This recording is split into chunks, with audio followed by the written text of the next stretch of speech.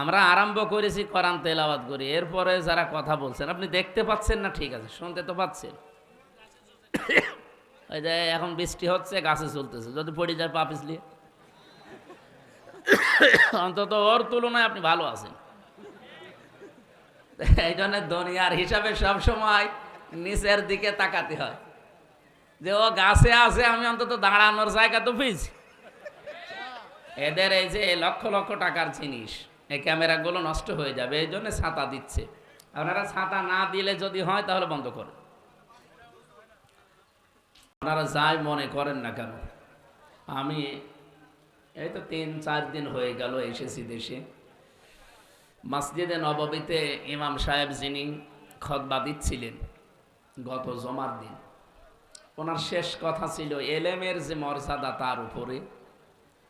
তিনি একটা হাদিস পড়লেন, বাংলাটা এভাবে মানে আসে, উনি তো আর বাংলায় বলেননি, আরবিতে বলছিলেন। আমার আশপাশে অন্তত অনেকগুলো দেশের মানুষ দেখলাম, তারা কাঁদতেছে।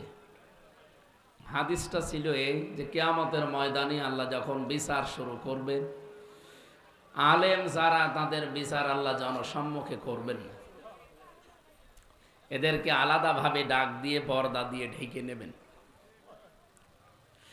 জিজ্ঞাসা করবে, মনে করেন এই যে মৌলানা নাম কি, আব্দুল কাজ্জম, ওনারে ডাক দিয়ে বলবে যে এই অপরাধগুলো করেছিলি, আল্লাহর সামনে সব জবাব দেওয়া লাগবে, হিসাব দেওয়া লাগবে এবং স্বীকার করা লাগবে। মাথা নিচু করে যখন সব স্বীকার করে নেবে, তখন সর্বশেষ আল্লাহ তাআলা তাকে ডাক দিয়ে বলবেন, যা, গোপনে তোরে মাফ করে দিলাম, কাউকে কিছু বলবে না, জান্নাতে চলে যা। এটা শুধু নামের আগে আলেম আছে এই কারণে।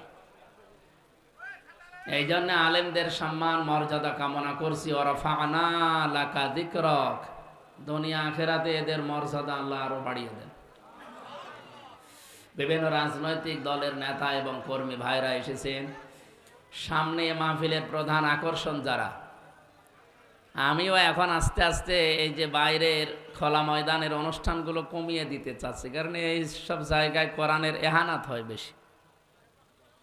আমরা আরম্ভ করেছি কোরআন তেলাওয়াত করি, এরপরে যারা কথা বলছেন আপনি দেখতে পাচ্ছেন না, ঠিক আছে, শুনতে তো পাচ্ছেন। ওই যে এখন বৃষ্টি হচ্ছে, গাছে চলতেছে, যদি পড়ে যায় পা পিছলিয়ে, অন্তত ওর তুলনায় আপনি ভালো আছেন।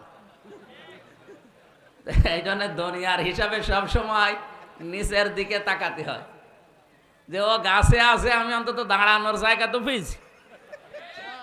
এদের এই যে লক্ষ লক্ষ টাকার জিনিস, এই ক্যামেরাগুলো নষ্ট হয়ে যাবে, এই জন্য ছাতা দিচ্ছে। আপনারা ছাতা না দিলে যদি হয় তাহলে বন্ধ করেন। এখন আপনারা একটা জিনিস রক্ষা করতে গিয়ে যে এত মানুষের জিনিস রক্ষা করবো কি করে। ডক্টর মিজানুর রহমান আজহারি ভাই এই যে ময়দানের আলোচনাগুলো গটিয়েছেন এই কারণে, কারণ উনি এই যে 11-12 বছর দেশের বাইরে লেখাপড়া সহ আরো জালেমদের কারণে ছিলেন, আপনারা জানেন। তো উনি এগুলো করতে চান না এই গ্যাঞ্জামের কারণে। আমার সাথে মাঝে মাঝে কথা হয় এই কথাগুলো নিয়ে, যে আপনি যেভাবে সারা দেশ দৌড়া, আমার দ্বারা সম্ভব হয় না শুধু এই মানুষের গ্যাঞ্জামে। এই জন্য উনি ইনডোরগুলো নেন, অডিটোরিয়ামের ভেতরে কোনো আওয়াজ নেই, আগে মোবাইলগুলো সব বলেন অফ করে ফেলেন, এ কথা বলে না। নিস্তব্ধ পরিবেশ না হলে একটা কথা বোঝানো যায় না। এটা যেহেতু একটা ক্লাস চলছে, আর এই ক্লাসে যারা ছাত্র বসে আছে, এই ছাত্র ছাত্রী তো আর সব এক মাপের না। আমরা 1 থেকে মাস্টার্স পর্যন্ত যারা ক্লাস করেছি, যে ক্লাসে পড়ি, প্রত্যেক ক্লাসে ওই মাপের ছাত্র আছে। এই জন্য বিশ্ববিদ্যালয়ে যারা ক্লাস নিত দেখতাম 82 জন আমরা ছেলে মেয়ে ছিলাম। স্যার লেকচার দিলে 45 মিনিট কখন যে চলে যায় আমরা টের পাইনি, কারণ সব এক মাপের। আর এখানে যারা বসে আছে কি সব এক মাপে? এখানে এমন মানুষ আছে ইশারা দিলে বোঝে, এমন মানুষ আছে একবার বললে বোঝে, এমন মানুষ আছে 7 বার বললে বোঝে, আর এমনও মানুষ আছে ওরে পিটানো লাগবে তাও বোঝে না। তো এইরকম ছাত্র ছাত্রী নিয়ে আমরা এখন 45 মিনিটে একটা ক্লাস করতে চাচ্ছি। থাকবেন তো ইনশাল্লাহ, যদি বৃষ্টি না আসে। আর বৃষ্টি এসে গেলে আমরা শেষ করে দেবো ইনশাল্লাহ। দল মত জাতি বর্ণ ধর্ম নির্বিশেষে আজকের এই অনুষ্ঠান, যেহেতু এই দেশে সবাই আমরা আছি। কয়েকদিন আগে সিঙ্গাপুরে ছিলাম, সেখানে 100 জনের মাত্র 5 জন মুসলমান আর 95 জন অমুসলিম। মালয়েশিয়াতে 100 জনের 61% মুসলমান, বাকিগুলো সব অমুসলিম। আমরা যারা এখানে বসে আছি, এই দেশে যারা বসবাস করি, আমাদের 100 জনের 92 জন আমরা মুসলমান। বলেন সুবহানাল্লাহ। অন্যান্য জাতির ভাইরা যারা আছেন তাদেরকে কোরআনে কারিম শোনার জন্যে, বোঝার জন্যে, এর কাছে আসার জন্য আহ্বান জানাচ্ছে। কয়েকদিন আগে যশোরের কলেজের এক অধ্যাপক, মানে বিসিএস ক্যাডার, হিন্দু বেটা মানা হিন্দু ভদ্রলোক, উনি এসে মানে মুসলমান হবে না, কিন্তু কোরআন শরীফ জানতে চায়। আমি বললাম যে স্যার, আপনার মুসলমান হওয়ার দরকার নেই, আপনি শুধু কোরআন শরীফ আমাদের ধর্মীয় গ্রন্থ একটু বুঝে বুঝে পড়বেন। আপনি 2-3 মাস সময় নেন, 2-3-4 মাস যত সময় লাগে, একটু বুঝে বুঝে পড়বেন। আপনি যদি আরবি না পড়েন, বাংলায় পড়েন, ইংরেজিতে পড়েন, যে ভাষায় পারেন একটু বুঝে পড়বেন। মুসলমান হওয়ার আপনার আগে আমার দরকার নেই। উনি 3 মাস পরে দেখি নিজের থেকে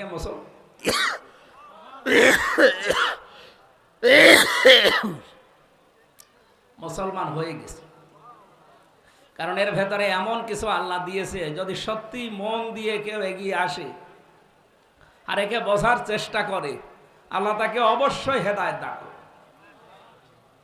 প্রশ্ন আসতে পারে, তাহলে গিরিশচন্দ্র সেন হেদায়েত পেল না কেন? ও তো কোরআন শরীফ আমাদের চাইতে পড়েছে বেশি, বুঝেছে বেশি, লিখেছেও বেশি। ও তাফসির পর্যন্ত লিখেছে। নরসিংদী বাড়ি এই লোকটা, জেলার পাশে না নরসিংদী?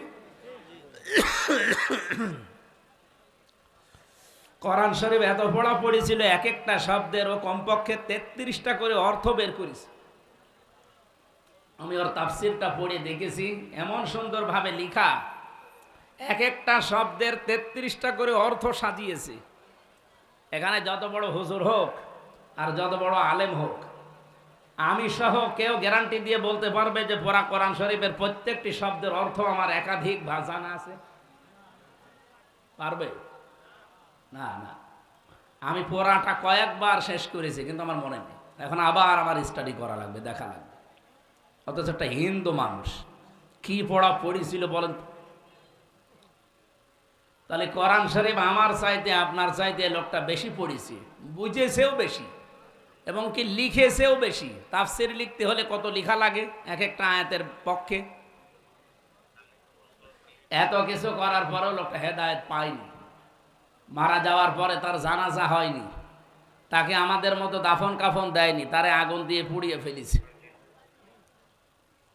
একটাই কারণ, তার সব ছিল, কোরআন থেকে হেদায়েত নেওয়ার মতো মন ছিল না। কথা বোঝেন? যশোরের অধ্যাপকের মন ছিল, উনি বুঝে পড়েছিলেন শুধু মন দিয়ে। 3 মাসে আল্লাহ তাকে হেদায়েত দিয়ে দিয়েছে।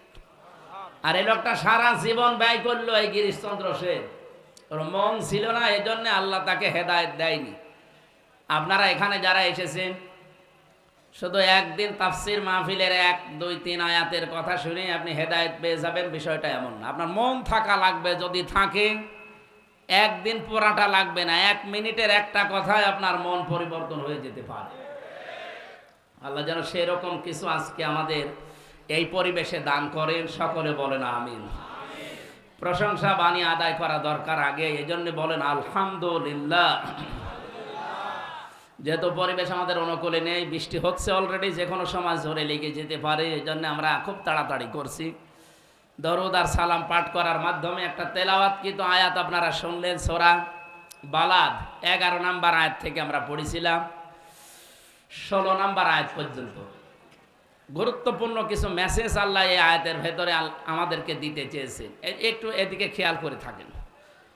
সূরা বালাদ কি বললাম বলেন তো? বালাদ শব্দের শাব্দিক অর্থ কি? নগরী। বালাদ মানে কি? নগরী। সূরা পড়া কোরআন শরীফে আল্লাহ 114টা সূরা দিয়েছেন। 92টা সূরা আছে মক্কার, আর 22টা সূরা আছে মদিনার। আরও মতভেদ থাকতে পারে, তবে এইটা এখন প্রসিদ্ধ।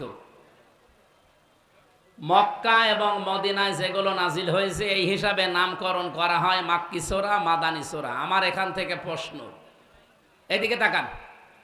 যতদিন পর্যন্ত মক্কাতে সূরা নাজিল হয়েছে, কোরআন নাজিল হয়েছে, কোন সূরায় আপনি পাবেন না ইয়া আইয়ুহাল্লাযীনা আমানু। আছে? এখানে যারা কোরআন পড়েন বসেন, আপনারা জবাব দেন তো। পড়া কোরআনে যত জায়গায় মাক্কি সূরা, কোন জায়গায় ইয়া আইয়ুহাল্লাযীনা আমানু আছে? হে ইমানদারেরা নেই। হ্যাঁ আছে ইয়া আইয়ুহাল ইনসান বা ইয়া আইয়ুহান নাস, হে মানব মণ্ডলী। মদিনায় যে 22টা সূরা নাজিল হয়েছে সেখানে দেখবেন ইমানদারকে আল্লাহ ডাক দেওয়ার সময় ইয়া আইয়ুহান নাস আর বলেননি, বলেছে ইয়া আইয়ুহাল্লাযীনা আমানু। আমি কথা যেহেতু অল্প সময় বলবো, গুরুত্বপূর্ণ কিছু পয়েন্ট আসবে, আপনারা মনে রাখবেন, আশা করছি সামনে কাজে লাগবে। মক্কায় বলেন তো নবীজি নিজে আছে, হযরতে আবু বকর সিদ্দিক রাদিয়াল্লাহু তাআলা আনহু আছে, হযরত ওমর আছে রিদওয়ানুল্লাহি তাআলা আলাইহিম আজমাইন, যারা সরাসরি জান্নাতের সার্টিফিকেট ধারী মানুষ। এ মানুষগুলোর ঈমান ছিল না? জবাব দেন, ছিল না? আল্লাহ কেন ইয়া আইয়ুহাল্লাযীনা আমানু বললেন না? কারণ যতদিন নবীজি 13 বছর নবুয়ত পাওয়ার পরে মক্কায় ছিলেন, ওই সময়ের রাষ্ট্রের দায়িত্ব ছিল আবু জেহেল। কে ছিল? আরো জোরে বলেন। এই লোকটা যতদিন দায়িত্বে আছে ততদিন আল্লাহর বিধান দিয়েই তো দেশ চালিয়েছে, নাকি? নবীজি ওখান থেকে মদিনায় গেলেন, রাষ্ট্র গঠন করলেন। 10 বছর এই কোরআন দিয়ে মদিনা চালিয়েছিলেন, রাষ্ট্র চালিয়েছিলেন। আল্লাহ রাব্বুল আলামিন মদিনাতে যতদিন কোরআন নাজিল করেছেন, কোন জায়গায় 89 জায়গায় আপনি পড়া কোরআনে পাবেন। কোন জায়গায় আর ইয়া আইয়ুহান নাস বললেন না, বললেন ইয়া আইয়ুহাল্লাযীনা আমানু, ওহে যারা ঈমানের দাবি করো তাদেরকে বলছি। আমার এই ছোট্ট মাথার ভেতরে এই চিন্তা এসেছে। আমি মদিনার লাইব্রেরিতে ছিলাম, অনেকক্ষণ ছিলাম, অনেকগুলো বিষয় নিয়ে আলোচনা করতে। আমার এক বন্ধু থাকে ওখানে মদিনা বিশ্ববিদ্যালয়ে, তার সাথে বসে এই যে 4 দিনের 3 দিনই তার সাথে চেষ্টা করলাম, দেখি কিছু নেওয়া যায় কিনা। এই বিষয়টা আমার মাথার ভেতরে এসেছে। যতদিন পর্যন্ত নবীজি নিজে সাহাবায়ে কেরামকে নিয়ে মক্কায় ছিলেন, ইয়া আইয়ুহাল্লাযীনা আমানু এ ডাক শুনতে পারেননি। মদিনায় গিয়ে শুনেছিলেন একটাই মাত্র কারণ সেখানে রাষ্ট্রীয়ভাবে ইসলাম কায়েম হয়েছে, কোরআনের বিধান চলছে। বাংলাদেশে 54 বছর স্বাধীন হয়েছে, আপনি কোনো দিকে মন না দিয়ে এখান থেকে কিছু নেওয়ার চেষ্টা করেন। এই 54 বছরে আজ পর্যন্ত কোরআনের 500 আয়াত আছে, শরীয়তের বিধান একটাও চলেছে? চলছে? এই দেশে যদি আপনি যতই দরবেশ দাবি করেন, এখনো পূর্ণাঙ্গ ইমানদার আল্লাহর কাছে আপনি বিবেচিত হতে পারেননি। আপনি পূর্ণাঙ্গ ইমানদার হতে পারবেন যখন আপনার ব্যক্তিগত জীবন থেকে আন্তর্জাতিক জীবন পর্যন্ত কোরআন দিয়ে চলবে। আর এটা চালাবে ফেরেশতারা? হ্যাঁ, এই কথাটা এখন বলতে গেলে কিছু মানুষের রাগ হয়। এই 15.5 বছরে মসজিদের মেহরাব থেকে যখন কথা বলতাম জুলুমের বিরুদ্ধে, কিছু মানুষ বলতো এ একেবারে সাহসী হুজুর। এমনকি বিভিন্ন প্রশাসনের মানুষদের কাছ থেকেও প্রশংসা আসতো যে বিশাল সাহস, আর কোনো ভয় নেই। অথচ সেই মেহরাবই আছে, সেই হুজুরই আছে, শুধু সময় পাল্টিয়েছে। সেই কথাগুলো এখন জুলুমের বিরুদ্ধে, মানুষের অধিকারের পক্ষে, ন্যায়ের পক্ষে কথা বলতে গেলে কিছু মানুষ এখন দেখছে, বলছে যে এ মসজিদ কি রাজনীতি করার জায়গা? তা আপনি 15 বছর বললেন না কেন? মসজিদে মেহরাব নামে যে জায়গাটা আছে, যেখানে ইমাম সাহেব দাঁড়িয়ে খুতবা দেয়, মেহরাব মানে কি? অস্ত্রাগার, মানে অস্ত্র রাখার জায়গা। এই যে প্রশাসনে যারা আছে, পুলিশ লাইনে যে দেখেন অস্ত্রে রাখার একটা জায়গা আছে, ওটার অস্ত্রাগার বলা হয়। নবীজির মসজিদের ভেতরে এই জায়গাটা ছিল। আমি এবার 7 মিনিট সময় পেয়েছিলাম ওই জায়গায় নামাজ পড়ার জন্য, যেখানে মুয়াজ্জিন উপরে উঠে আজান দেয়, নিচে ওই জায়গাটা মনে হচ্ছে এখনো অস্ত্র রাখার জায়গা। আপনি এই কথাগুলো এখন জুলুমের বিরুদ্ধে, শিরিকের বিরুদ্ধে, কুফরের বিরুদ্ধে, বেদাতের বিরুদ্ধে এই মসজিদের মেহরাব থেকে বললে আপনার কাছে রাজনীতি মনে হয়? আপনাকে তো আমার মনে হয় হাসিনা রোগে ধরেছে। ওটা রোগ, হাসিনা একটা কি কলেরা যেমন রোগ, ওটা একটা রোগ। রোগ আল্লাহ বিদায় দিয়েছে। কয়েকদিন আগে খুব গালিগালাজ শুনছিলাম গোপালগঞ্জ নিয়ে। ম্যাডাম খালেদা জিয়া বলেছিল না যে গোপালই পাল্টিয়ে ফেলবো। আমারে সাংবাদিক বলছে যে আপনি কি চান? আমি বললাম যত গালিগালাজ হচ্ছে অন্তত এই গালিগালাজ থেকে ওই জেলাকে বাঁচাতে হলে জেলাটা বিভিন্ন জেলায় ভাগ করে দিন। ওদিকে নড়াইল আছে, এদিকে ফরিদপুর আছে, মাদারীপুর আছে, ওখানের মধ্যে 3টা আসন, খুব বড় জেলা না, এত গালিগালাজ না খেয়ে 3 আসন 3 জেলায় ভাগ করে দিন, তাহলে আর কেউ গালিও দেবে না, কারণ জেলায় নেই। এই শুনে আপনি ম্যাডাম খালেদা জিয়ার উপরে রাগ করেন না, আমার উপরে রাগ করেন কেন? আমি তো বলিস ভাগ করে দিতে, আর উনি তো বলিস পাল্টিয়ে ফেলবো। তো উনি যদি থাকতো, এখন আছে, আর যদি সত্যি সামনে চেয়ার পায়, ও জেলার নাম রাখবে? গোপালগঞ্জ আমার মনে হয় গোলাপগঞ্জ বানিয়ে দেবে।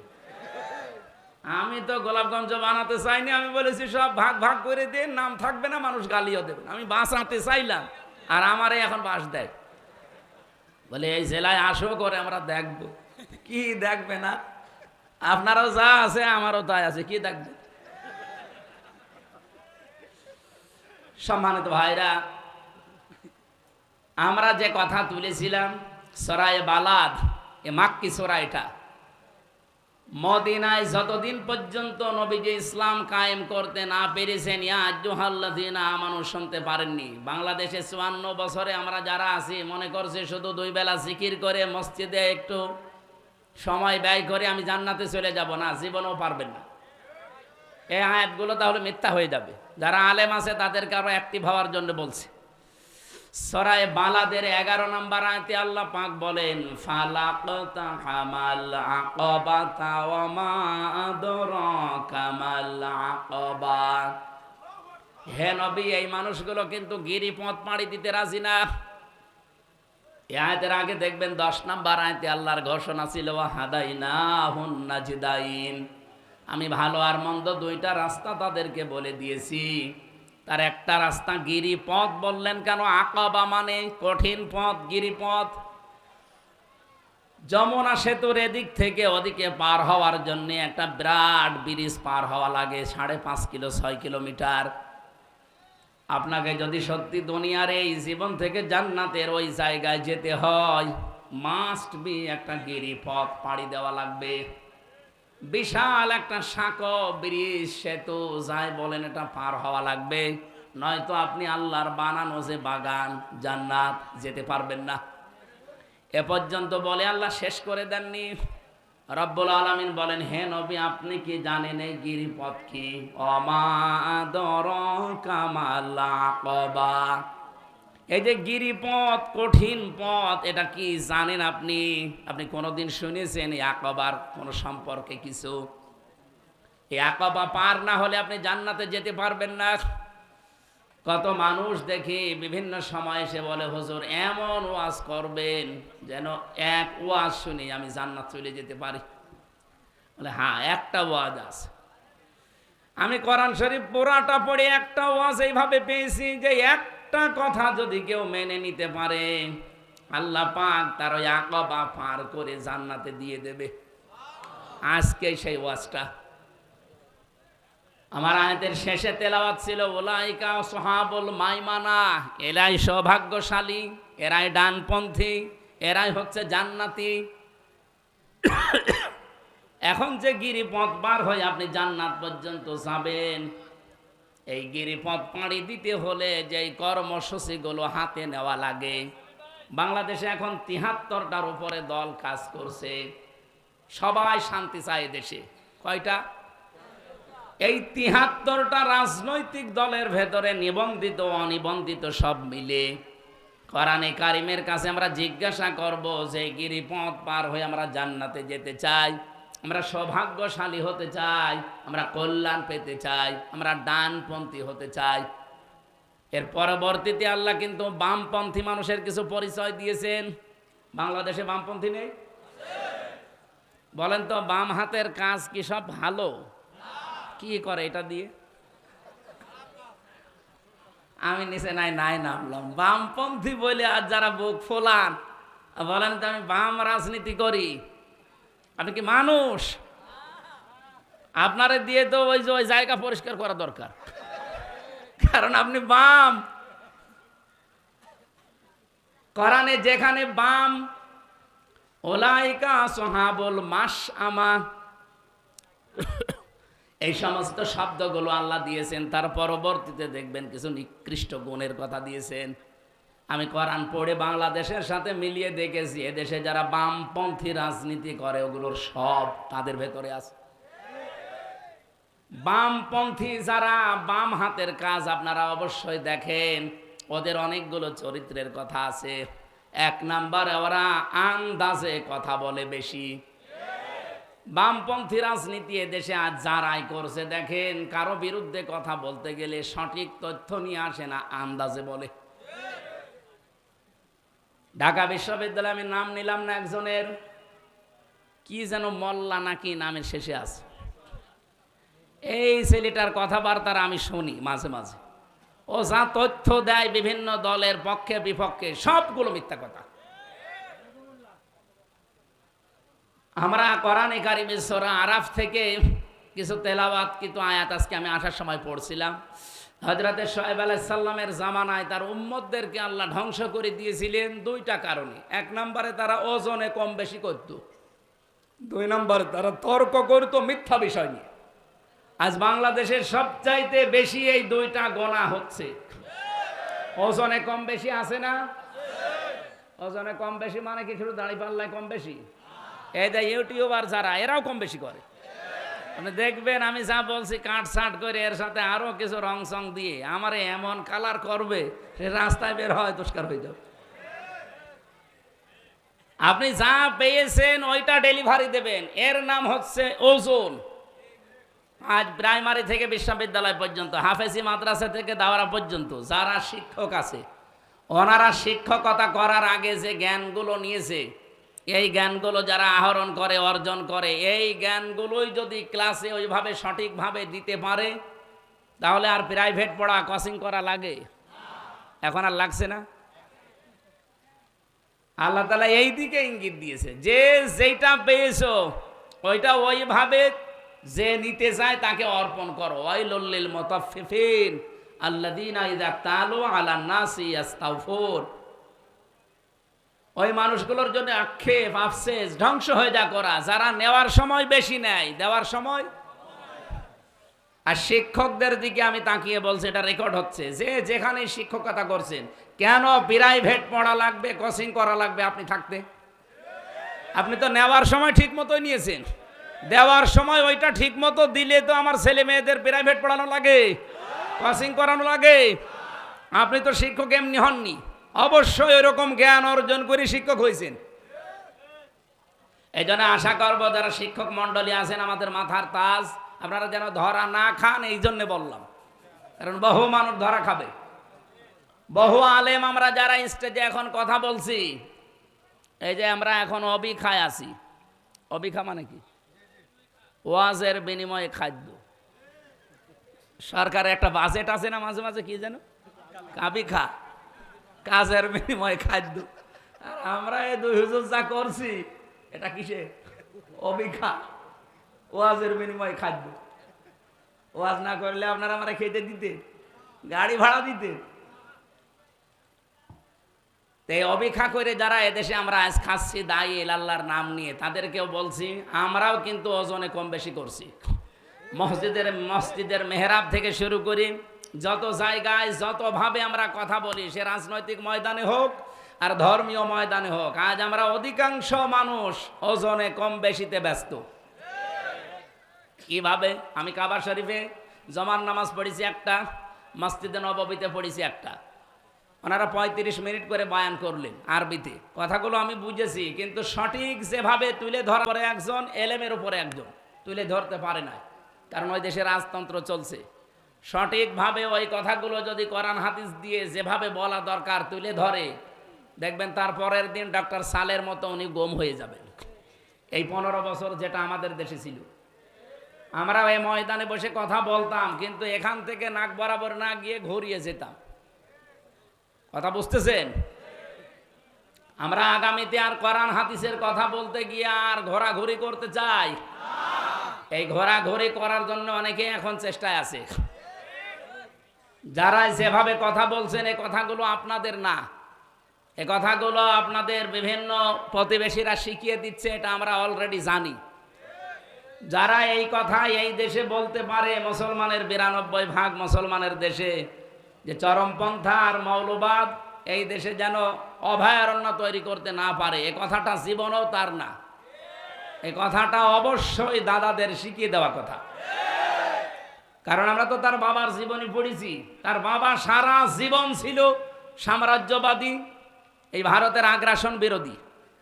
আপনি শহীদ জিয়াউর রহমানের পুরা জীবনী পড়ে দেখেন, সারা জীবন তিনি ভারত বিরোধী ছিল। ভারত তার ভয়ে কেঁপেছে, অথচ তাদের আদর্শ নিয়ে আজ যারা রাজনীতি করছে তাদের মুখে আলেমদের বিপক্ষে এই কথাগুলো এখন বের হচ্ছে। এজন্য আমরা জানি এই কথাগুলো আসলে তাদের না, তারা উন্মাদ হয়ে গেছে, পাগল হয়ে গেছে। এই পাগলামি বন্ধ করা দরকার, নয়তো পরিণতি শেষে দেখা যায় যে হাসিনার মতো হয়ে যাবে। আপনারা মাজলুম, আমরাও মাজলুম, আপনাদেরকে আমরা ভালোবাসি, সতর্ক করলাম, এরপরে আপনার মনে যা লাগে তাই করেন। যারা বলে এক জিয়া লোকান্তরে লক্ষ জিয়া ঘরে ঘরে, এ কথাটা তাদের মুখে মানায় না। কারণ জিয়াউর রহমানের সারা জীবনী পড়েন, আমি নিজে পড়ে দেখেছি, কোনোদিন তিনি চাঁদাবাজি করেননি, পাথর দিয়ে মানুষ খুন করেননি। তাহলে আপনি করছেন, অবশ্যই আপনি জিয়ার রাজনীতি করেন না, অন্য কিছু আপনি ঢুকিয়েছেন। আরাফাতের ময়দানের পাশে মসজিদে নামিরা আছে। 16 সালে একবার দেখলাম ইমাম সাহেব খুতবা দিচ্ছে আরবিতে, আমাদের দেশের শহীদ রাষ্ট্রপতি জিয়াউর রহমানের নাম নিয়ে দোয়া করছিল। উনি ওখানে নিম গাছ লাগিয়েছে, যেটাকে এখন জিয়া গাছ বলা হয়। ওনার নামে প্রায় 1-1.5 মিনিট দোয়া করলো, শহীদ জিয়াউর রহমান এই নাম নিয়ে। কি গো, হঠাৎ আরবি বলতে বলতে বাংলা বলছে? বাংলা মানে এইটা, ওই আরবি নামটা বাংলা নাম আরবির ভেতরে উনি চালিয়েছে। পরবর্তীতে দোয়া খেয়াল করে দেখি ওনার জন্য মাফ চায়, ওনার সম্মান বৃদ্ধি করার জন্য আল্লাহর কাছে বলছে আরাফাতের ময়দানে খুতবায়, হজের খুতবায়। কারণ কি, আরাফাতে লক্ষ লক্ষ মানুষের মাথার উপরে এই যে ছায়া দেওয়ার জন্যে বাংলাদেশ থেকে প্লেনে করে মাটি আর নিম গাছ নিয়ে লাগিয়েছে, এই জন্য জিয়া ট্রি বলা হয়। তারা মানুষের মাথার উপরে এই মরুভূমিতে যত রকমের উত্তাপ আছে, তাপ বন্ধ করার জন্য ছায়ার ব্যবস্থা করেছে, তাদের জন্য দোয়া হয়। আর আপনি তার নাম নিয়ে রাজনীতি করে, তার আদর্শের সৈনিক দাবি করে মানুষের মাথার ছায়া আরো কেড়ে নিচ্ছেন। ভোলার একটা ঘটনা আজকে পড়ে আমি অলরেডি কেঁদে ফেলেছি। একজনের কাছে চাঁদা চেয়েছে, দিতে চাইনি, শেষে তাকে ধরে বেঁধে রেখে 8-9 জন মিলে তার স্ত্রীকে অলরেডি ধর্ষণ করেছে। একটা কথা হলো, এখন তো বিভিন্ন মানুষ যে ভ্যান আলা, আজকে রিক্সা, আমি সকালে একটা অনুষ্ঠানে ছিলাম, এক রিক্সা চালক বলছে যে আগেই ছাতা ভালো ছিলাম। আমার একটা গল্প মনে পড়ছে, কাফন চুরি করতো একটা লোক, কবরে মাটি দিলেই সকালবেলা আর কাফন পাওয়া যায় না, উলঙ্গ করে কাফন নিয়ে চলে আসে, বিক্রি করে দেয়। সারা এলাকায় এত বদনাম এই লোকটার জন্য নামই পড়ে গেছে কাফন চোর। চিন্তা করছে আমি মরে গেলে তো আমার যে গালি গালাজ দেবে, এটা তো বন্ধ করা দরকার। ওর ছেলেকে বলছে, দেখো আমি যখন মারা যাব আমার এই নামটা যেন অন্তত কেউ উল্টা পাল্টা না ডাকে, এমন কাজ করবা যেন আমার নাম অন্তত মানুষ ভালো বলে। চিন্তা করছে আমার বাবার নাম ভালো বলবে, বাবার মতো কাজ তো আমি করিনি। ওর বাবা তো কাফন চুরি করতো, লাশ ফেলে রাখতো, আর ও এখন শুধু কাফন চুরি করে না, কাফন চুরি করে আর লাশ গাছের সাথে টাঙিয়ে ভেতরে বাঁশ দেয়। এই দৃশ্য দেখে এলাকার মানুষ বলছে যে কি, এ তোর বাবাই ভালো ছিল, অন্তত বাবা শুধু কাফন চুরি করে নিয়ে আসতো, লাশ তো কবরে থাকতো। আর এ কি আরম্ভ করেছে, শুধু কাফন চুরি করে না, লাশ ঝুলিয়ে রাখে গাছের সাথে, আবার পেছনে বাঁশ দিয়ে রাখে। এর বাবাই ভালো ছিল। আমার তো মনে হচ্ছে 15.5 বছর যে জুলুম অত্যাচার নির্যাতন হয়েছে, এই 1 বছরে অনেকে তা ছাড়িয়ে চলে গেছে। এই জন্য ভ্যান চালকও এখন বলছে যে ছাতা আগেই ভালো ছিল। এ কথা যেন আর সামনে না বলতে পারে, এ বিষয়ে সতর্ক হওয়া দরকার না? বৃষ্টি খুব জোরে চলে আসলো নাকি? আমার ভাইরা, আমরা যে কোরআনে কারিম থেকে কথা শোনার জন্য বসেছিলাম, এখানে মেন কথা ছিল আমরা বিশাল গিরিপথ এটা পার হয়ে আল্লাহর বানানো জান্নাতে যেতে চাই। এর 1 নম্বরে কর্মসূচি আল্লাহ দিয়েছেন ফাক্কু রাকাবা, দাস মুক্তি করার জন্য আপনাকে কাজ করা লাগবে। আও ইউতআমুন ফি ইয়াউমিন যি মাসগাবা, মিসকিন যারা অসহায় যারা, এই মানুষগুলোর খাবারের ব্যবস্থা করা লাগবে, ছুটে যাওয়া লাগবে অসহায় মানুষের কাছে। বাংলার মুসলমানেরা এটা যেহেতু রেকর্ড হয়, সারা বাংলাদেশ ছড়িয়ে যাচ্ছে, আমি নিরপেক্ষ দৃষ্টি নিয়ে বলছি, আপনি বলেন এই যে কর্মসূচিগুলো বলছি, 1 নম্বরে তারা দাসত্ব মুক্তির জন্য কাজ করবে। মানুষের ঘাড়ে যাদের শৃঙ্খলা পরানো আছে, শৃঙ্খলা মুক্ত করার চেষ্টা চালাবে। আয়াতের তাফসির হয় 2টা। 1 নম্বরে বন্দি মুক্তিকরণ। আজ বিনা কারণে বাংলাদেশের 68টা জেলখানা আছে। এই জেলখানাগুলোতে বিনা কারণে অনেকেই বছরের পর বছর পড়ে আছে, কোনো অপরাধ না করেও পড়ে আছে। কয়েকদিন আগে একজন মুক্তি পেয়েছে, ফারাবি নামে, আমার সাথে ছিল জেলখানায়, ইসলামের পক্ষে লিখত, বিশ্বনবীকে কেউ গালি গালাজ করলে তাদের বিপক্ষে লিখত। এই লোকটাকে বিনা কারণে হাসিনা 11 বছর জেলের ভেতরে আটকে রেখেছিল দাদাদের নির্দেশে। এই লোকটা এখন মুক্ত বাতাসে এসেছে, আল্লাহ যেন তাকে কবুল করেন নবীর প্রেমে দিনের জন্য, বলেন আমিন। এরকম বহু মানুষ বিনা কারণে 1,10,000-এর উপরে ওই সময় আমরা জেলখানা ছিলাম সারা বাংলাদেশ। যারা বিনা কারণে এভাবে আছে তাদেরকে মুক্ত করার জন্য যারা চেষ্টা চালাবে।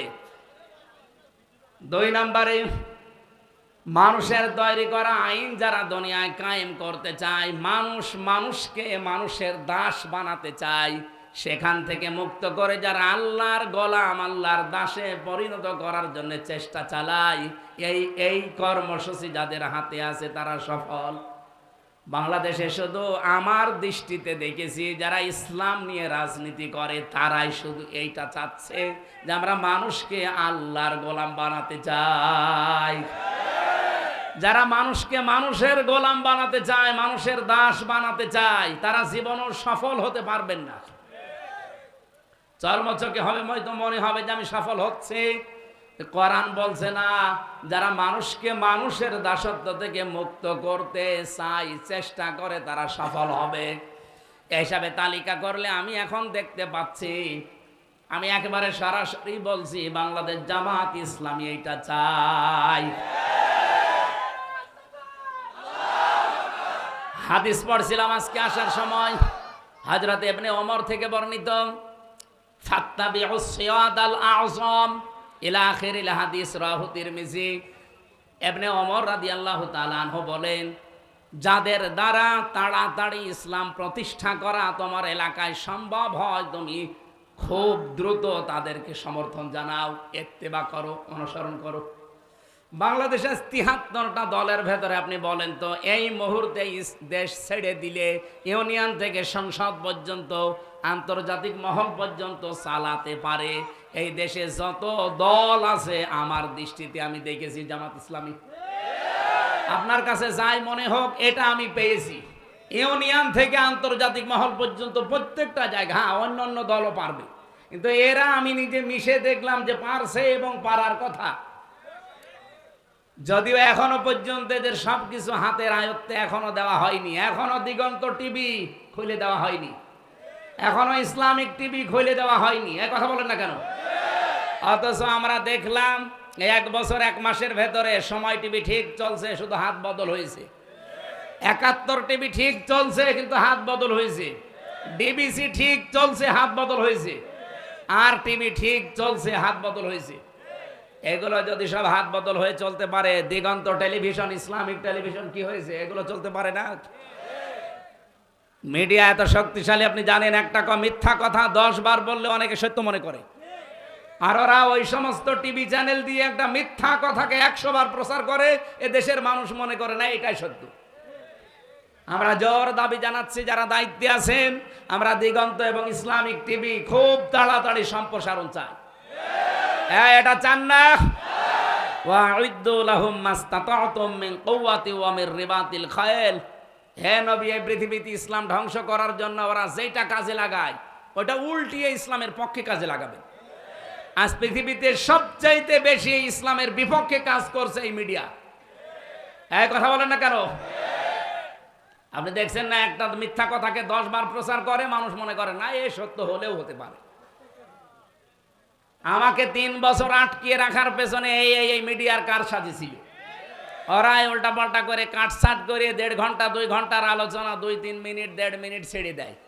আগের কথা নেই, পরের কথা নেই, আমার রিমান্ডে শুধু ওইটাই শুনিয়েছে। এখানে পেশাব করিবেন, না করিলে 50 টাকা জরিমানা।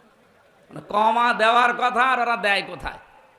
এই জন্য মিডিয়ায় যারা কাজ করছেন তাদের আরো অ্যাক্টিভ হওয়া লাগবে, কারণ এটা ইবাদত। আপনাকে এই ক্যামেরা ভিডিও আপনাকে জাহান্নামে নিয়ে যাবে, এইটাই আপনাকে জান্নাতে নিয়ে যাবে যদি আপনি ওই মানের কাজ করেন। কথা বলেন। নুন আল কলামি ওয়া মা ইয়াসতুরুন। আল্লাহ বলেন কলমের কসম, এটা একটা কলম। এটা কলম না? কলম দিয়ে লেখকরা যা লেখে ওই লিখিত জিনিসের আল্লাহ কসম দিয়েছেন। সুতরাং উল্টা পাল্টা লিখে যাবেন মানুষের বিরুদ্ধে। সাত গায়ে জারিয়া যেমন আছে, গোনায় জারিয়াও আছে। অনেকে খালি সাত গায়ে জারিয়া শুনে পেয়ে আনন্দে থাকে, তো সাত গায়ে জারিয়া। আরে ভাই, গোনায় জারিয়া আছে, ওইটা আপনার কোন বাবা নেবে?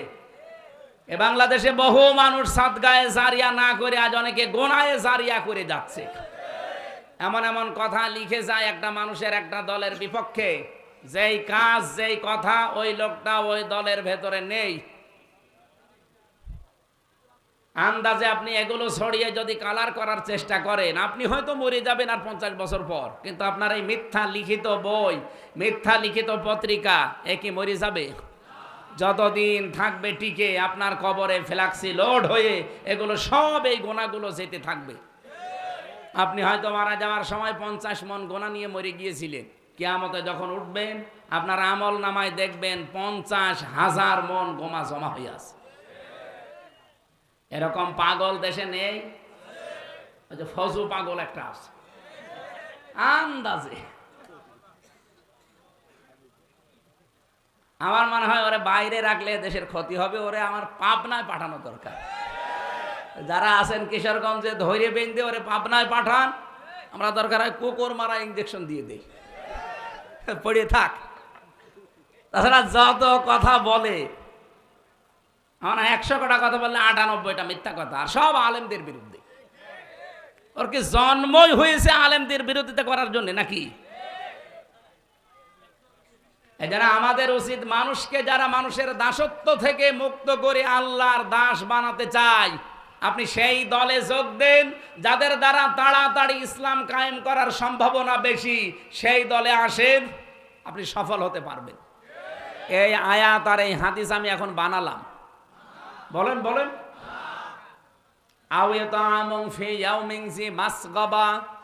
যারা এতিম মিসকিন অসহায়, যারা তাদের কাছে যারা এগিয়ে যায়, আজ 1 বছর 1 মাস এই দেশটা দ্বিতীয়বারের মতো আমরা যারা স্বাধীনতা বলছি, বলেন তো 1 বছর 1 মাসের ভেতরে সবচাইতে বেশি মানবতার কাছে এগিয়ে গেছে কোন দল?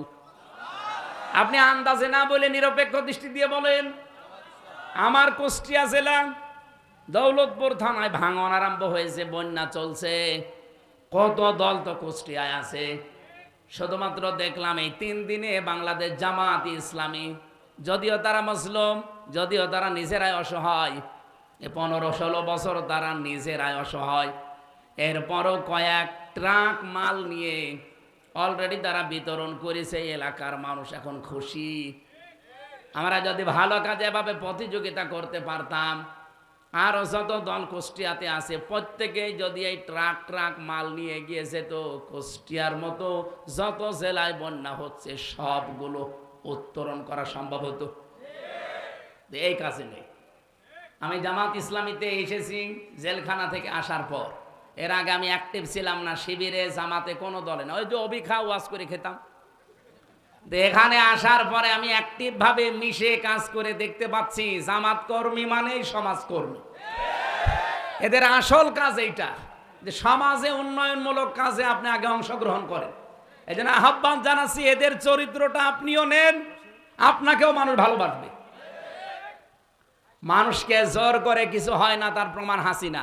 এত জোর করেছিল, 3টা বছর আমার যোগাযোগ বিচ্ছিন্ন রেখে, শুধু বউ থেকে, ছেলে মেয়ে থেকে না, মা বাপ থেকে না, দুনিয়া থেকে বিচ্ছিন্ন করে রেখেছিল মাটির নিচে। কি করতে পেরেছে? এই গাজীপুরে ছিলাম প্রায় 3 বছর। কি করতে পেরেছে শেষ পর্যন্ত? যেটাকে ওরা বেশি ঘৃণা করে সেই দলে এখন আমি আরো অ্যাক্টিভ হয়ে গেছি। আমার এই জামাত ইসলামে অ্যাক্টিভ হওয়ার জন্য হাসিনা দায়ী। ও যদি জেলে এইভাবে কষ্ট না দিত, আমার মনে হয় আমি এভাবে আসতাম না। আগে যে ছিলাম অবিখা করে খেতাম। তা আমার এখানে অ্যাক্টিভ করার জন্য আপনি দায়ী। আপনি দিল্লি বসে বসে এখন সুবহানাল্লাহ পড়ে। ভালো, আপনার জন্য যে অন্তত আমি অ্যাক্টিভভাবে একামতে দিনের দায়িত্ব পালন করার জন্য একজন হতে পেরেছি, আপনাকে এই জন্য ধন্যবাদ।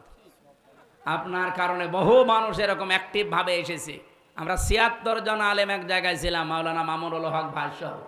আমি তার নামটা আসলেই দোয়া করে নেই, কারণ এই 3 বছরে অনেক অবদান তার আমার উপরে আছে। জেলখানায় খাবার খাওয়া যায় না। এই যে গাজীপুর জেলা কি গরিব? কাশিমপুরে, গাজীপুরের ভেতরে না, কি খাবার দেন আপনারা? মাওলানা মামুনুল হক হাফিজাহুল্লাহ, আল্লাহরে বান্দা, 3 বছর আমার সাথে এক ঘরে ছিল, পাশাপাশি রুমে। আমরা মানে প্রতিদিন সকালে আর দুপুরের খাবার আমরা একসাথে খেতাম। খাবারটা গরম করতে পারতেন ওনার কাছে। এটা যদি না থাকতো আমার শরীর যা আছে, আমার মনে হয় আমি আরো দুর্বল হয়ে যেতাম। ওনার কাছে আমি এই জন্য ঋণী। আল্লাহ যেন তার সর্বোচ্চ মাকাম দুনিয়া আখিরাতে দান করেন, আমিন। সম্মানিত ভাইরা, আমি যেটা বোঝাতে চাচ্ছিলাম, জামাত কর্মী যারা আছে তারা যেমন সমাজকর্মী, তারা চাঁদাবাজি করে না, তারা লুণ্ঠন করে না, তারা মানুষের মাথায় লাঠি দেয় না। একটাই কারণে, আমি যতটুকু দেখলাম এই 1 বছর 1 মাসে, জামাতে যত মানুষ আছে কেউ বসে খায় না, প্রত্যেকটি মানুষ কাজ করে খায়। সে যদি ভ্যান চালকও হয়, কেউ বসে খায় না। আপনি দেখেন প্রত্যেকের কোনো না কোনো কাজ আছে। আর ওই কাজ থেকে 1 মাসে যদি 5,000 টাকা উপায় হয়, সেখান থেকে অন্তত 5% হলে যেই কয় টাকা হয় সেই কয় টাকা নিয়েই জিচ্ছায় সে জমা দেয়। এই জন্য এই দলটা চালাতে কোনো বেগ পেতে হয় না। আর অন্যান্য দলের দ্বারা এইভাবে দেওয়ার কোনো নিয়ম নেই। যদি 5,000 পায়, আরো 10,000 বাম হাতের ইনকাম করে। এই জন্য আহ্বান জানাচ্ছে, আমি নিজে বুঝেছি, এদেরকে দেখলাম এরা ফাক্কু রকাবা করতে চায়, এরা দাসত্ব মুক্ত করতে চায় মানুষকে, মানুষের দাস থেকে আল্লাহর দাস বানাতে চায়।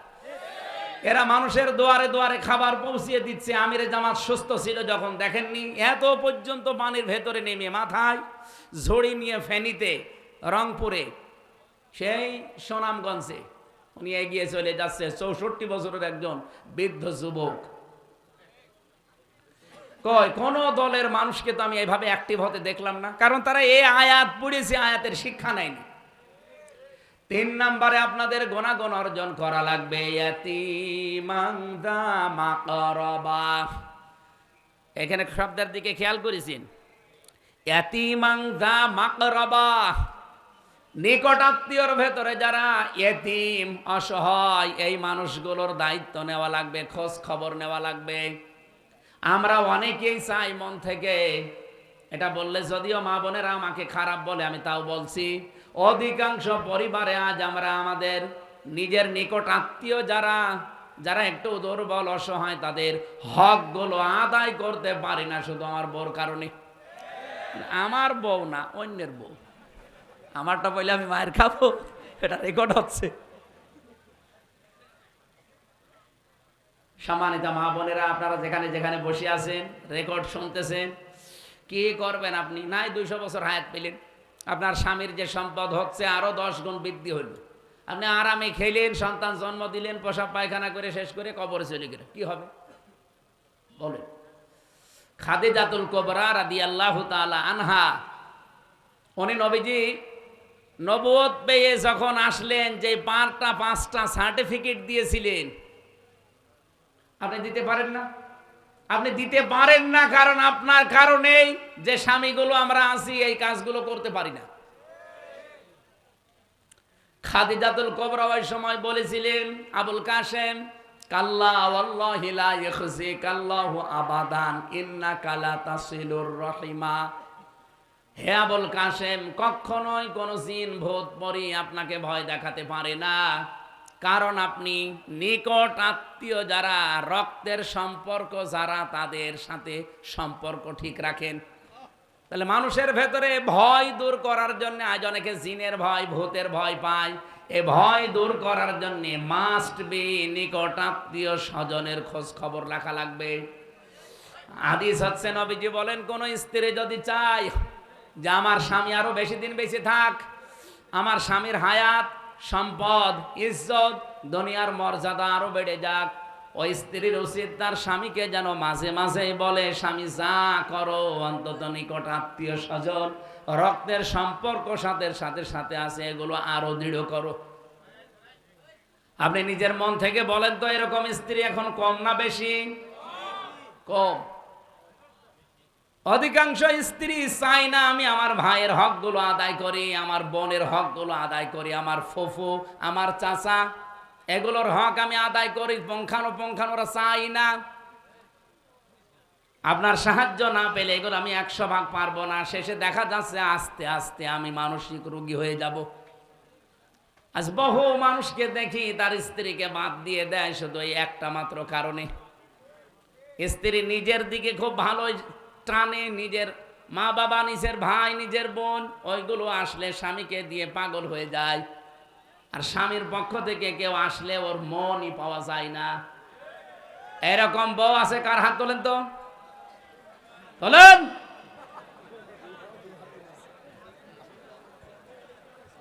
যাদের এরকম আছে তারা সাবধান। সম্মানিতা মা বোনেরা, নামাজ পড়ে রোজা রেখে আর কালো বোরকা পরে আপনি কি করবেন? আপনি তো রক্তের সম্পর্কগুলো আরো দৃঢ় করার জন্য ছাড় দিয়ে হলেও চেষ্টা করবেন। সফল আমাকে দেখতে চান, এইভাবে আমাকে সফলতায় পৌঁছিয়ে দেন। আও মিসকিনান যা মাতরবা, তরব থেকে এসেছে। তরব মানে ধোলা মলিন, ধোলা বালি। যারা ধোলা মলিন পথে ঘাটে, স্টেশনে, বাস স্ট্যান্ডে, রাস্তাঘাটে যারা ধোলা মলিন অবস্থায় থাকে, এই মানুষগুলোর যারা ছিন্ন বিচ্ছিন্ন, যারা ছিন্নমূল বলা হয়, এদের কাছে যারা এগিয়ে যায়, এদের মাথায় অন্তত একটু হাত বুলিয়ে দেয়, শান্তির পরশ পেয়ে এই মানুষগুলো একটা তৃপ্তির হাসি দেয়। নবীজি জানিয়েছেন, একটা এতিমের মুখের এই তৃপ্তির হাসি আল্লাহর আরশ পর্যন্ত তোমার উপরে খুশি হয়ে যায়। আপনি 20 তলা বিল্ডিং বানিয়েছেন, সেই রকম বিউটিফাই করে জাঁকজমক বর্ণ একবারে একত পাথর দিয়ে, বিভিন্ন মার্বেল পাথর নিয়ে এসে, কাবায় যে পাথর সাজানো আছে ওই পাথর দিয়ে আপনি বানিয়েছেন। এই 20 তলা বিল্ডিং এর মূল্য আল্লাহর কাছে যত না বেশি, একটা ছিন্নমূল ধলাবালি মলিন অবস্থায় যারা বিভিন্ন জায়গায় আছে, এরকম অসহায় মানুষের পাশে যদি কেউ ছুটে যায় আর তাকে যদি হাসি দেখতে পাওয়ার জন্য চেষ্টা চালায়, ওই লোকটার প্রতি আল্লাহর আরশ পর্যন্ত খুশি হয়ে যায়। বলেন তো, এই কর্মসূচিটা বাংলাদেশে 73টা দল আজ কাজ করছে। আমি তো নিজে দেখতে পাচ্ছি কারা নিয়েছে। যারা নিয়েছে কান খাড়া করে শোনেন, কোরআন হাতে নিয়ে বলছি, আপনারা সফল হবেন। আল্লাহর কসম, আপনারা সফল হবেন যারা মানুষকে ধোলা মলিন এই অসহায় ছিন্নমূল মানুষের কাছে আজ এগিয়ে যাচ্ছেন। কমিশন বানাতে দিয়েছিল সরকার নারীদেরকে। আমার তো চেহারা দেখে মনে হচ্ছিল না যে এরা নারী। নারী কমিশনে সেই কয়েকজন ছিল, আপনি তাকিয়ে দেখেছে নাকি মহিলা না পুরুষ বোঝা যায়। কোরআনের 13টা আয়াত ভুল ধরিস, 26টা হাদিস তারা ভুল ধরিস।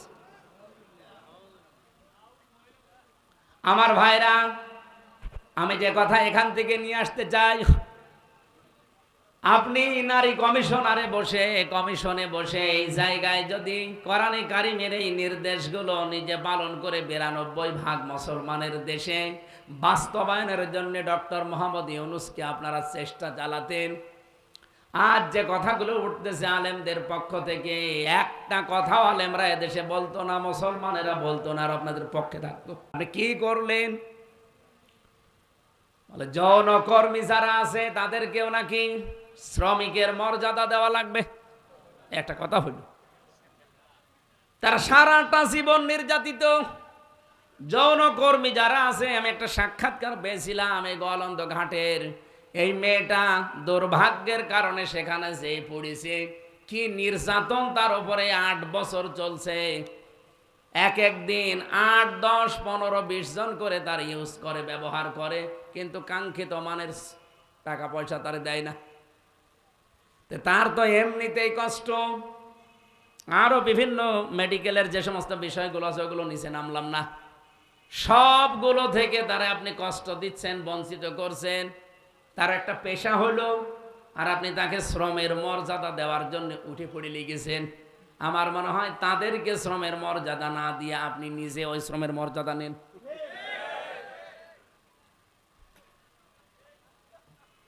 আমি আর বাকিটা বললাম না। যতগুলো পয়েন্ট আমি 318 পৃষ্ঠা পুরাটা পড়েছিলাম, প্রত্যেকটা লাইনে মনে হচ্ছে সব ইসলামের বিরুদ্ধে। এখানে ধোলা মলিন যারা, যে সমস্ত অসহায় ছিন্নমূল মানুষ, আমাদের কাজ হবে এখন থেকে যে যে জায়গায় আছি এখান থেকে এদের কাছে এগিয়ে যাওয়া। সুম্মা কানা মিনাল্লাযীনা আমানু ওয়া তাওয়াসাউ বিস-সাবরি ওয়া তাওয়াসাউ বিল মারহামা। এরপরে যারা ঈমান আনতে পারে, ঈমানের যে 4টা শর্ত আছে এগুলো মেনে যারা ঈমান আনে, আর যারা সবর, ধৈর্য এগুলো নিজেরা ধরে এবং উপদেশ দেয়। বাংলাদেশে এখন যে অবস্থা চলছে, আপনারা খোঁজ খবর রাখেন কিনা আমি জানি না। আমার এই ছোট্ট মাথার ভেতরে যতগুলো তথ্য আসতেছে, খুব গভীর ষড়যন্ত্রে আমরা এখন কিন্তু আছি, বিশেষ করে আমাদের এই দাদাদের দ্বারা। ওরা চাচ্ছে যে কোনো কায়দা এখানে একটা হট্টগোল বাঁধিয়ে আন্তর্জাতিক মহলের কাছে দেখাতে চায় যে দেশটা জঙ্গি রাষ্ট্র, এই দেশে টপিওয়ালাদের কাজ কারবার বেড়ে যাচ্ছে। আমরা এই জন্য খুব সতর্কতার সাথে পা ফেলতে চাই। কেউ যদি পায়ে পা দিয়ে ঝগড়া করতে চায়, দোলা ভাই বলে অন্তত ফিরে আসা দরকার এখন। অতাওয়াসাউ বিস-সাবরি, সবর ধৈর্যের সর্বোৎকৃষ্ট প্রমাণ এখন দিতে হবে। অতাওয়াসাউ বিল মারহামা, একে অপরকে রহম, এই যে রহম ছাড়া এখন আর উপায় নেই। আল্লাহ রাব্বুল আলামিন যে গুণাগুণগুলো কোরআনে সূরা বালাদের 11 থেকে 16 নম্বর আয়াতে দিলেন, এগুলো যারা পালন করতে পারে, রাব্বুল আলামিন জানিয়েছেন উলাইকা আসহাবুল মাইমানা, এরাই হচ্ছে সৌভাগ্যশালী ডানপন্থী, এরা জান্নাতি। বলেন আমিন। হাদিস পড়েছিলাম, খায়রুন নাস মাইয়ানফাউন নাস, উত্তম মানুষ ওইটা যার দ্বারা মানুষের উপকার হচ্ছে এবং হবে। নবীজি ইয়ানফাউ দিয়েছেন, এটা মজারে, বর্তমান ভবিষ্যৎ, প্রেজেন্ট ফিউচার। আল্লাহর নবী কিন্তু খায়রুন নাস মাইয়ানফাউল মুসলিমিন দেননি, যে মুসলমানের যারা উপকার করছে করবে তারা উত্তম মানুষ আল্লাহর কাছে না। নাস আছে, হিন্দু বৌদ্ধ খ্রিস্টান মুসলমান যেই হোক, মানুষ যারা তাদের উপকার করবেন, তাদেরকে নিরাপত্তায় থাকার ব্যবস্থা করবেন, আপনি আল্লাহর কাছে উত্তম মানুষ। কালকে রাত 11টার দিকে আমার ঘরে একজন হিন্দু এসেছিল। আমি মনে করলাম যে মুসলমান হওয়ার জন্য এসেছে, না, এসে আমার একটা ভিডিও দেখাচ্ছে। কি ভাই নাম জিজ্ঞাসা করলাম, বলছে বিনোদ কুমার আগরওয়ালা, অনেক ধনী মানুষ কুষ্টিয়াতে। তো কি কি জন্য এসেছেন? ওর নাম শুনে আমি এবার বুঝলাম যে ও আমার ধর্মের না, অন্য ধর্মের। আমার বলছে, হুজুর আমি মুসলমান হওয়ার জন্য আসিনি, আমি একটা ভিডিও দেখাতে চাই। সেদিন যে হিন্দু বৌদ্ধ খ্রিস্টান এদের সাথে একটা আলোচনা ছিল, সেখানে বলেছিলাম যে ইসলাম যদি দেশে আসে, তাহলে আমরা যেভাবে নিরাপত্তায় আছি, নিরাপদে আছি, ওনারা অনেকগুলো কথা আমাকে শোনালো যে আমরা এই এই এই এই ঝামেলায় আছে এই 15 বছরে সংখ্যালঘু হওয়ার কারণে। অভয় দিয়েছিলাম যদি ইসলাম দেশে আসে একবার, শুধু আমরা যেভাবে নিরাপত্তায় আছি আমাদের চাইতে কমপক্ষে 10 গুণ বেশি নিরাপত্তায় থাকবেন। আমির জামাত ঘোষণা দেয়নি দেশে মসজিদ যদি পাহারা দেওয়া না লাগে, মন্দিরও পাহারা দেওয়া লাগবে না? বলেন বলেন। ওনাকে অভয় বাণী দিয়েছিলাম যে এই দেশে জামাত ইসলামের ঘোষণা, 300 এমপি তারা ঘোষণা দিয়েছে, যদি এমপি পাশ করে তারা আপনাদের ভোট নিয়ে আল্লাহর রহমতে 100 টাকা নিয়ে এমপি হলে 5 বছরে 1 টাকাও বাড়বে না, আর যারা যা আছে কমে যাবে। ওনার নাকি এই কথাটা খুব বেশি ভালো লেগেছে, আমার ভিডিও দেখাচ্ছে। আমার ভিডিও না দেখে আপনি একটু মুসলমান হলে ভালো হয় না? আমরা শুধু মুখে বলা আমিরে জামাতের ঘোষণা শেষ করেই না, আমরা এটা কাজে দেখাতে চাই। আর দেশে আমি সারা বাংলাদেশ তো ঘুরছি, আমি দেখতে পাচ্ছি যে জোয়ার এবার উঠেছে, আমার মনে হয় এই জোয়ারে এবার ইসলামকে সংসদ পর্যন্ত নিয়ে যেতে পারে। আর একবার যদি নিয়ে যায় না, কিয়ামত পর্যন্ত ইসলামের হাত থেকে দেশ আর কেউ নিতে পারবে না, সে যত বড় ষড়যন্ত্র করুক না কেন। আমরা এবার একটু দেখানোর সুযোগ পেয়েছি, দল মত নির্বিশেষে ইসলাম যারা মানে। আগে একটা কথা ছিল যে দুইজন ইংরেজি শিক্ষিত মানুষ এক জায়গায় থাকতে পারলে টুপিওয়ালা দুইজন এক জায়গায় থাকতে পারে না, কিন্তু এটা ভুল প্রমাণ হয়েছে। এবার সব টুপিওয়ালা প্রায় এক জায়গায় এসে গেছে, কয়েকটা ছিঁড়া ছোটা বাদ দিয়ে। ওগুলো হুজুর না, ওগুলো খেজুর, ওগুলো ওলামা লীগের মতো, বালাম বিন বাওরার মতো, ফরিদ উদ্দিন মাসুদের মতো। ওগুলো আলেম বললে গোনা হবে, আলেম নামে ওগুলো জালেম। এই জন্যে দেখতেছি এখন সব যেহেতু এক হয়ে গেছে অলরেডি। মাওলানা মামুনুল হক মাঝে মাঝে খাবার খাওয়ার সময় আমার বলতো, হামজা কি ভাবতাম বাইরে, আরে ভেতরে এসে কি দেখছি। বাইরে আমি টুপি নিয়ে ফতোয়া দিতাম, জোব্বা নিয়ে ফতোয়া দিতাম, আর এখন এসে দেখছি জালেমরা সব এক জায়গায় করে তালা মেরে রেখেছে। আল্লাহ যদি বাইরে কোনোদিন নিয়ে যায়, যাই করি অন্তত এবার আমরা এক হব, সেইটাই উনি চেষ্টা চালিয়েছিল সারা দেশে। আমার মনে হয় সফল হচ্ছে এবং হতে যাচ্ছে ইনশাআল্লাহ।